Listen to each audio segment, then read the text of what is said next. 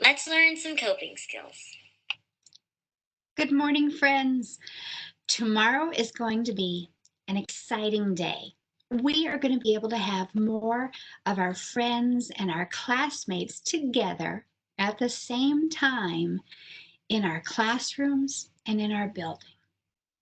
And we are given today to practice some skills that will help make us stronger so that we can deal with changes and the unexpected. We call these skills, well, you might have guessed it, coping skills. Let's learn some coping skills.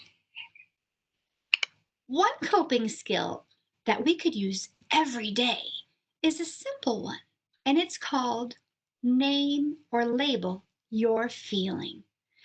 And if you are in kindergarten or first grade or second grade, you might recognize this world famous expert. Hi. Why do we care about labeling our feelings? Well, Snail, scientists that have found that once we name or label a strong feeling or emotion that we're having, our brain is better able to handle it. So think back when we were doing our SEL or our social emotional learning lessons with second step last year, we learned the 3 steps for how to calm down. Stop, name your feeling, and calm down. Hey, kindergartners! You'll be learning about these things in our SEL lessons this year, too. Promise. Everyone has feelings. And with all the changes that have been going on in our communities or in our schools, it's natural for us to feel like we've got a lot of feelings. Sometimes you might even feel like your feelings are changing throughout the day, or you might notice that a friend or other people around you have feelings that are different from you for the same experience. That is totally normal and to be expected. So when we use our skill to stop, name that feeling, and calm down, we are able to be in control. Because remember, when you name it, you can tame it. I asked a great student years ago if she could be a celebrity and show me her best anxious, nervous, worried feeling. So let's practice right now. If we were having an anxious, very worried feeling, we would tell ourselves, okay, stop. I'm feeling really worried. Just breathe. And we might use the skills that Be Still Bunny taught us when we were younger to breathe in through our nose, hold it out through our mouth. Do that belly breathing. We can tell ourselves something helpful, either by whispering it to ourselves or saying it quietly in our head, like, it's going to be okay. Now, to practice these 3 steps, stop, name your feeling, calm down. First, it'll be my turn, then your turn. So I've got some friends who will help us. First, my turn. Stop, name your feelings, calm down. Oh, your turn. Stop, name your feelings, calm down. Good job. Whew. Another coping skill or a healthy habit for us to manage our feelings is to focus on what you can control. There are a lot of things you can control, and there are some things you can't.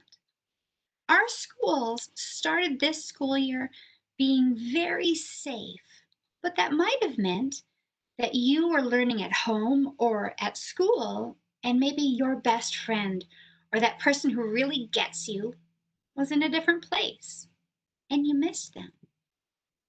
Instead of focusing on what we can't control, you can focus on what you can change. How can you respond to a situation? You're always in control of what you say to others and what you say to yourselves. When our brain starts to dwell on what we can't control, it can be heavy and it can drag us down. But when we look instead at what we can influence or ask ourselves, how can I make this better? Then we're ready to move ourselves into feeling stronger and changing and influencing things. So when you're frustrated, ask yourself, first my turn, How can I make this better? now your turn, how can I make this better? When you think about what you can control, then you're ready to launch into action and you can figure out what you want to change. Using problem-solving steps helps us think of solutions or ways that we can fix or find relief. Last spring, we learned about some problem-solving steps during our social emotional learning lessons. You think and explore of ways to solve the problem. So think of as many ways as you can, knowing that sometimes all of those ideas won't always work. But get your brain looking for solutions like this next student did. And she was thinking of, she can't always see all the friends she wants to see. So listen carefully for what solutions she came up with. Some things I do to keep in contact with my friends when I can't see them very much is FaceTiming them and email sometimes. Sometimes I play online games with them. For example, like maybe Roblox, Minecraft, those type of games. So yeah. And remember, we always ask a parent or the person in charge before we go online. And if that's not an option at that time, they can help you think of more solutions to help you solve your problem. Now, there are some coping skills that are absolutely nothing but fun. Play is a natural stress reliever. It works for kids, it works for adults. It helps your brain let go. Because sometimes everybody will have a time when they feel a little overwhelmed with their world, or they're just stressed, it's hard to relax, or they can't let something go. That's when you play. Because when you take a break and you focus on something you enjoy, you're getting distracted from all those heavy feelings. And you're letting yourself let go of the emotional brain trying to be in control of you. And you're letting that thinking brain get the power back. So take these days, this Wednesday that you're given. This is your time to go for a walk with someone around your neighborhood. Play a game that you really enjoy. Ride your bike or your skateboard, but always wear a helmet, right? Do that puzzle that you've been wanting to take the time to do. Play a game that gets you really active, or maybe building with some Legos or some other things around your house. Just spend the day having fun, doing some things like these friends are doing. When you're able to be home, you can pick the book you want to read and spend time just getting lost in that fantasy land. Or maybe you'll have the time to play a game with somebody else in your house and enjoy playing a game of Uno or some other game together.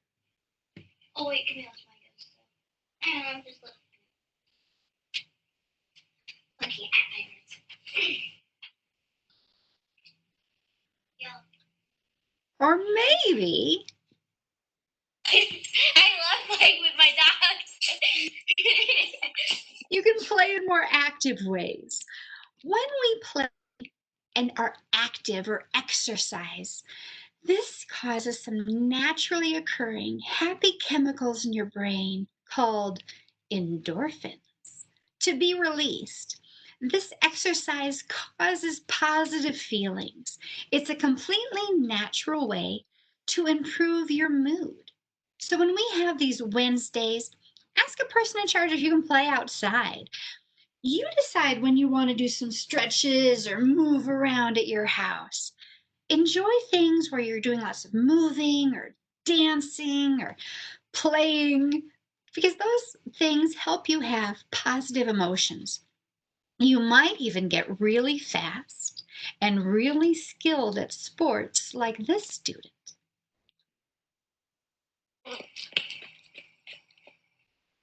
Good catch. The last habit or coping skill that we'll hit on today is one that not only helps your feelings, but it also helps your physical well-being. And it might even be a coping skill that can help somebody else if you're showing some empathy or some appreciation for them. The coping skill is gratitude. I want you to hold up 3 feelings and hold up 3 fingers and think about 3 things you're thankful for. I am thankful for. It doesn't have to be a life-changing experience. Maybe it's you're thankful for when you walk in the house, your little pet just goes bananas and is so excited to see you. Maybe you're thankful for having that friend who gets you or always knows how to make you laugh. Maybe you're thankful for, most days, your family has a snack that you really enjoy. When you think about the little things and the big things that are good in your world, it helps refill your fuel tank so you can handle those moments when life throws you something unexpected.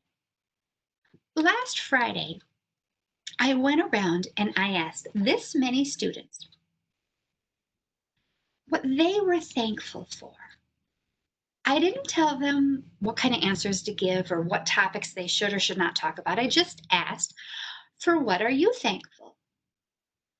And my heart was so touched by their gratitude. I thought I'd share those 5 videos with you. I'm thankful for my parents. For my parents. I'm thankful for a roof over my head. A roof over my head. I'm thankful for being alive.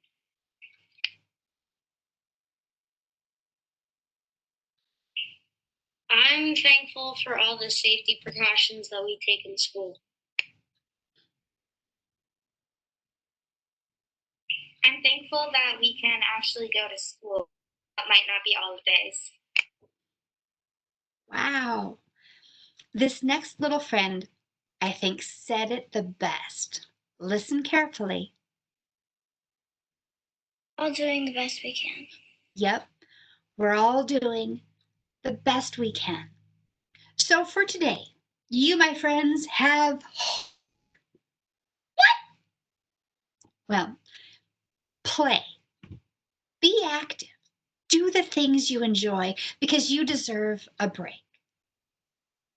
Get moving and help your bodies, your emotions feel better. And share with your family something that you're grateful for. You just might make their day. And know that all of your teachers, all of the staff here at school are so grateful for you. You have been so strong and resilient with all the changes going on in our world and in our schools. And you've done an amazing job starting this school year.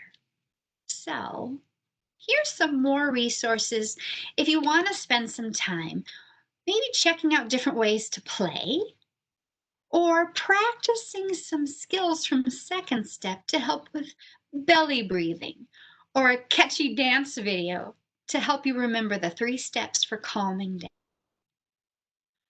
One of our first grade friends last year wrote down positive self-talk or helpful words that she says to herself.